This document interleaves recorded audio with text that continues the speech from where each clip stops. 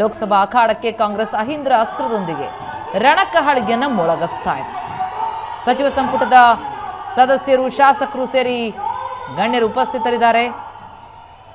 ಬೃಹತ್ ಸಮಾವೇಶದ ಮೂಲಕ ಕಾಂಗ್ರೆಸ್ ರಣಕಹಳಿಯನ್ನು ಮೊಳಗಿಸ್ತಾ ಇದೆ. ಚಿತ್ರದುರ್ಗದಲ್ಲಿ ರಾಜ್ಯದ ಎಲ್ಲ ಜಿಲ್ಲೆಗಳಿಂದಲೂ ಕೂಡ ಜನಸ್ತೋಮ ಬಂದಿದ್ದು,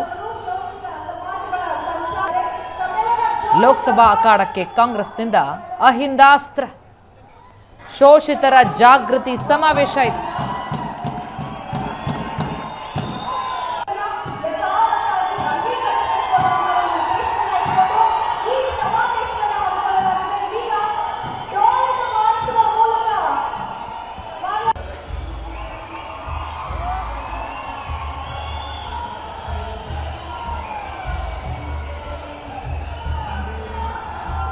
ರಾಜ್ಯದ ಶೋಷಿತ ವರ್ಗಗಳ ಬೃಹತ್ ಸಮಾವೇಶ, ಶೋಷಿತರ ಜಾಗೃತಿ ಸಮಾವೇಶವನ್ನ ಉದ್ಘಾಟಿಸಿದ್ದಾರೆ ಸಿಎಂ ಸಿದ್ದರಾಮಯ್ಯ.